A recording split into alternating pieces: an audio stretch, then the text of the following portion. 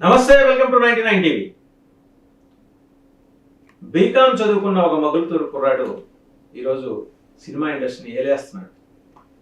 ఎలా ఏలేశాడు, ఆ ఏలే క్రమంలో ఆయన పడ్డ సాధక బాధకాలు, కష్ట నష్టాలు, ఎదుర్కొన్న కష్ట నష్టాలు, ఎదురైన ఛాలెంజెస్, ఎదుర్కొన్న అవమానాలు, వీటన్నిటినీ అధిగమిస్తూ సంక్షోభాల నుంచి ఎలా అవకాశాలు సృష్టించుకున్నాడు. బహుశా ఇటీవల కాలంలో చిరంజీవి గారు తన మనసులో మాటని తను చాలా చాలా షేర్ చేసుకోవాలనుకున్నారు సమాజంతో. అవన్నీ ఒకే వేదిక మీద ఎక్స్టెంపోర్గా షేర్ చేయటం గడిచిన ఒక 2 దశాబ్దాలు అయితే లేదనుకుంటారు. చాలా క్లుప్తంగా మాట్లాడతారు ఆయన. ఆయన అంతర్ముఖుడు ఎక్కువగా ఏంటంటే పరిశీలనకి సమయం కేటాయిస్తారు. తను ఎదుర్కొన్న అంశాలన్నింటినీ ఆకలింపు చేసుకుంటారు. ఓపెన్గా మాట్లాడరు. అంటే కారణం ఏంటంటే ఓపెన్గా మాట్లాడకపోవడానికి అవతల వారు ఎవరు తన మాటల కారణంగా నొచ్చుకోకూడదనే ఒక ఆలోచన, ఫిలాసఫీ ఉన్నారు. బట్ ఆప్తా మీటింగ్లో ఆయన ఓపెన్ అయిపోయారు. చాలా చాలా చాలా చాలా మాట్లాడాలి మీతో అని చెప్పి షేర్ చేసుకున్నారు. ఎంటర్‌ప్రెన్యూర్ అనే పదానికి స్పెల్లింగ్ తెలియకుండా తను ఎలా ఎదిగారు, మొత్తం step by step phase man ఎలా ఎదుగుతూ వచ్చారు. బీకామ్ పూర్తయిన తర్వాత వారి నాన్నగారితో మాట్లాడుతూ నేను మెడ్రాస్ వెళ్ళాలనుకుంటున్నాను, ఫిల్మ్ ఇన్స్టిట్యూట్లో చేస్తానంటే మన ఫీల్డ్ కాదు కదా. ఆయనకి ఇంట్రెస్టే, వాళ్ళ నాన్నగారికి కూడా. ఆయన కూడా 2-3 చిన్న చితక వేషాలు వేశారు. అది చిరంజీవి గారు చెప్పారు, ఫీల్డ్ కాదు కదా అని. ఆయన ప్రోత్సహించి పంపించారు. వెళ్ళినప్పుడు పట్టుదల, క్రమశిక్షణ అండ్ బిహేవియర్, మనం వ్యవహరించే విధానం, ఇవన్నీ కూడా ఏంటంటే ఆయనకి ఇన్బిల్ట్ ఉన్నాయి. ఆయన ప్రత్యేకంగా అక్కడి నుంచి ఇక్కడి నుంచి అరువు తెచ్చుకోవాలి. ఫలానా వాళ్ళ నుంచి క్రమశిక్షణ, ఫలానా వాళ్ళ నుంచి ఈ ఎలా వ్యవహరించాలనే తీరు ఇన్బిల్ట్. వాళ్ళ నాన్నగారి నుంచి చూసి నేర్చుకున్నారు. ఆయన తండ్రి నుంచి చూసి నేర్చుకుని ఆ మగల్తూరు కుర్రాడు ఇవాళ తెలుగు ఇండస్ట్రీని ఏలేస్తున్నాడు. ఎప్పుడు తను ఏలటం మొదలెట్టాడు అంటే 4 సూపర్ స్టార్స్ ఉన్నారు. అప్పటికి 5 ఉన్నారు తెలుగు ఇండస్ట్రీలో. ఎన్టీఆర్, ఏఎన్ఆర్, నటశేఖర్ కృష్ణ, సోహన్ బాబు గారు, కృష్ణరాజు గారు. వీళ్ళందరికీ సమానంగా తనకంటూ ఒక ఇమేజ్ క్రియేట్ చేసుకున్నాడు. ఫ్రమ్ నోవేర్ టు సమ్వేర్, అది ఆయన అన్నమాట.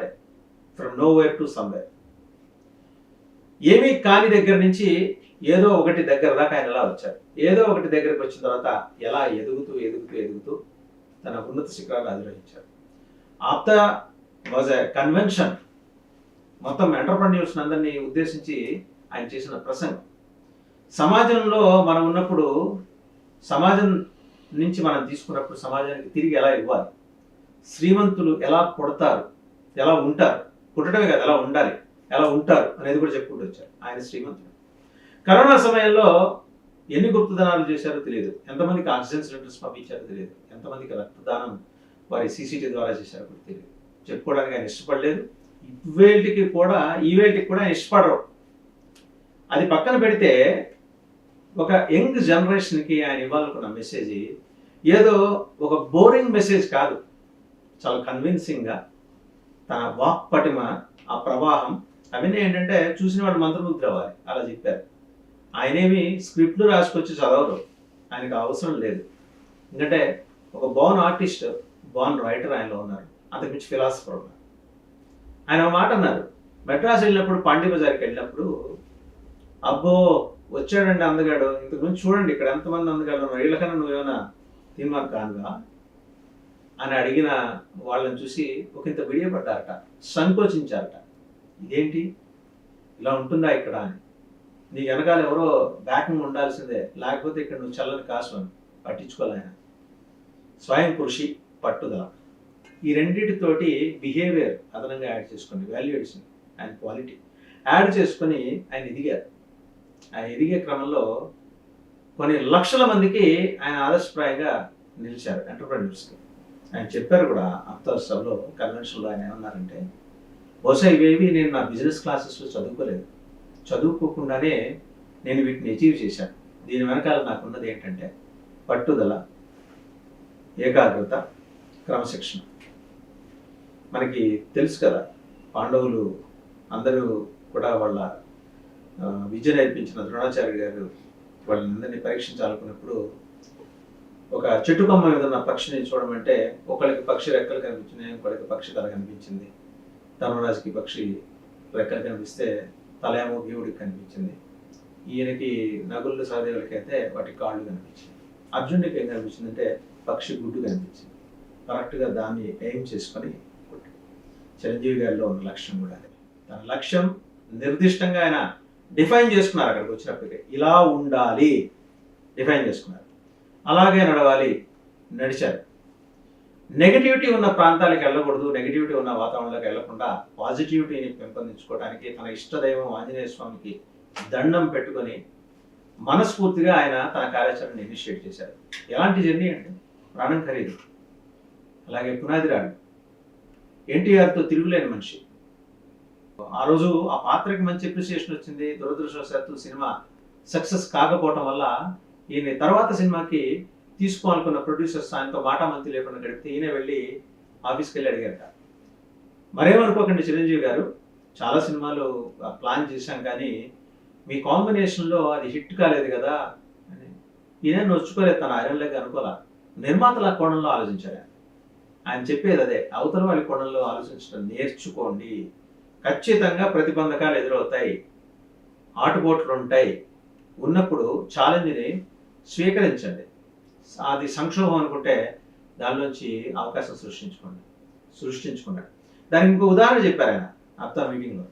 ఒక గద్ద అది ఒక స్థాయి వరకు ఎగరగలదు. ఇప్పుడు జనరల్గా ఏంటంటే ఈ గరుడ శాస్త్రంలో ఒక 7 లేయర్స్ ఉంటాయన్నమాట. ఫస్ట్ లేయర్, సెకండ్ లేయర్ వరకు మనకి పక్షులు కనిపిస్తాయి, పిచ్చుకలు, పావురాలు, లేకపోతే రామశిషులు. సెకండ్ లేయర్ నుంచి దానికన్నా కొంచెం high standards, aviation standards maintain చేయగల పక్షులు ఉంటాయి. థర్డ్ స్టాండర్డ్ నుంచి గద్దలు ఉంటాయి. గద్ద పైన గరుడ పక్షి ఉంటుంది. గద్ద ఎలా ఆలోచిస్తుందంటే అది ఆయన చదువు నేర్పిన గురువులకి నిజంగా ప్రణామం చెప్పుకోవాలి. ఎలాంటి క్రమశిక్షణ ఆయనలో తనంతట తానుగా డెవలప్ కావటానికి వారి టీచర్స్ ఆయనకి ఎలా సహకరించారో వారి పేర్లు మనకి తెలియకపోవచ్చు, కానీ వాళ్ళందరినీ మనం తలుచుకొని ప్రణామాలు చెప్పాల్సిందే. గద్దట ఒక సర్టన్ ప్లేన్ దాటిన తర్వాత, 7 ప్లేన్స్ ఉంటాయి. ప్లేన్ దాటిన వరకు తన రెక్కల కష్టంతో వెళ్తుంది. ప్లేన్ దాటిన తర్వాత అక్కడ వీచే పవనాల ఆధారంగా తనను తాను దానికి అనుగుణంగా తన వేగాన్ని మలుచుకుంటుంది, తన దారిని మలుచుకుంటుంది. That's what Chiranjeevi did. అదే ఆయన చెప్పింది. ఛాలెంజెస్ ఏమీ ఆయనకి లేక కాదు, అవమానాలు లేక కాదు. పడ్డారు.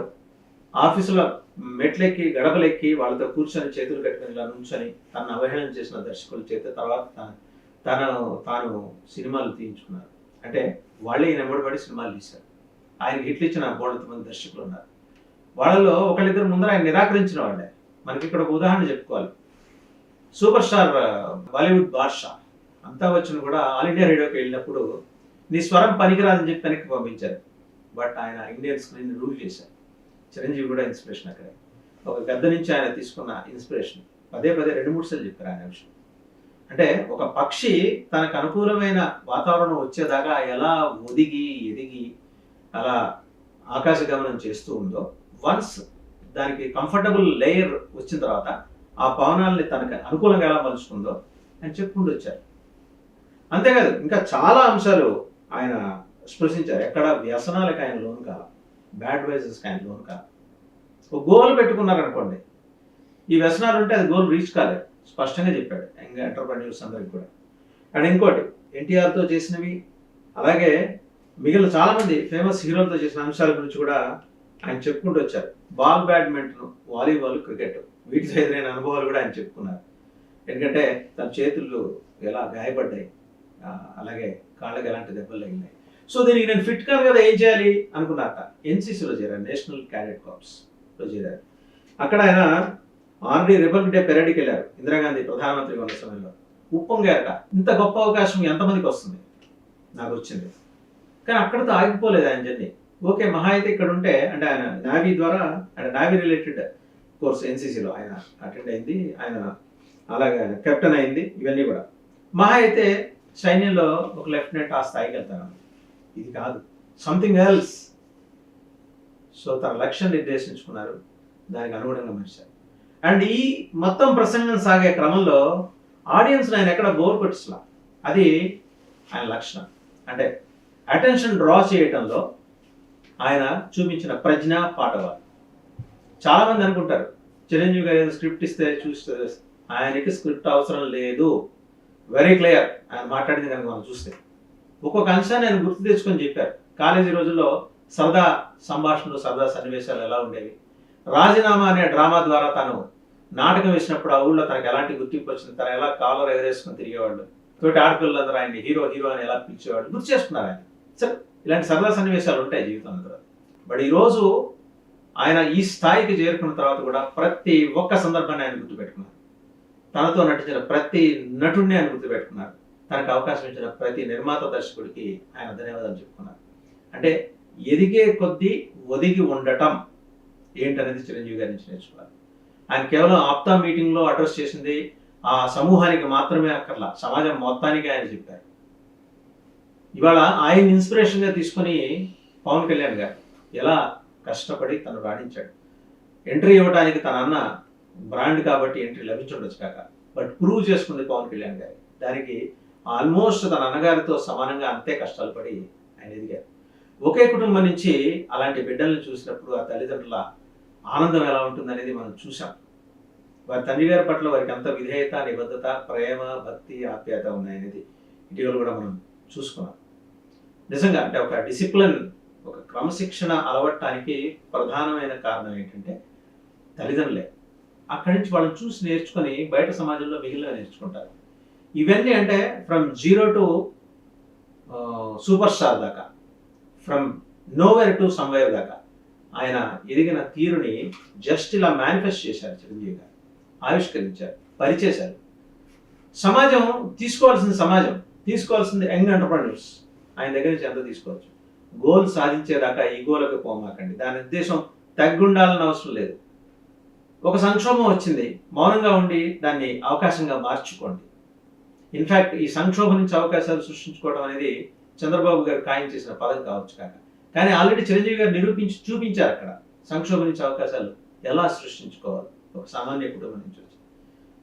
సంభవం ఇదేదో గొప్ప సందేశాత్మక చిత్రంలాగా ఆయన చెప్పలా, అలా సరదాగా ఒక్కొక్క ఇన్స్టెన్స్ని ఆయన కనెక్ట్ చేసుకుంటూ చెప్పారు. కాకుండా దైవభక్తి గురించి చెప్పారు.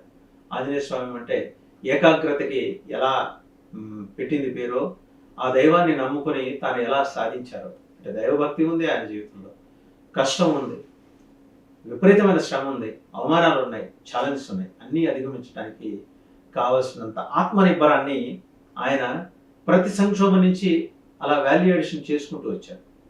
ఇది ఈ జనరేషన్ నేర్చుకోవాల్సింది. చిన్న చిన్న అంశాలకి ఆత్మహత్యలు చేసుకొని డిప్రెషన్లోకి వెళ్ళే వాళ్ళందరూ ఇలాంటి సక్సెస్ స్టోరీస్ని చూడాలి. ఆయన ఏదో నాది సక్సెస్ స్టోరీ అని చెప్పలా, ఆయన నిర్మోహమాటంగా ఒప్పుకున్నారు. నేనేమి గోల్డెన్ స్పూన్ తోటి కొట్టలా అని చెప్పలేదు, పుట్టానని చెప్పలా, ఆయన గోల్డెన్ స్పూన్తో పుట్టానని చెప్పలా. చాలా సామాన్యమైన మధ్యతరగతి కుటుంబం నుంచి వచ్చి ఎలా కష్టపడి ఇక్కడ దాకా వచ్చాను, తన గోల్ రీచ్ అయ్యాను.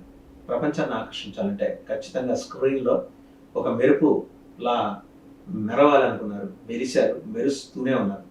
ఆయన నుంచి నేర్చుకోవాల్సిన అంశాలు ఒకసారి ఆయన స్పీచ్ అంటే ఎవరికైనా అర్థం.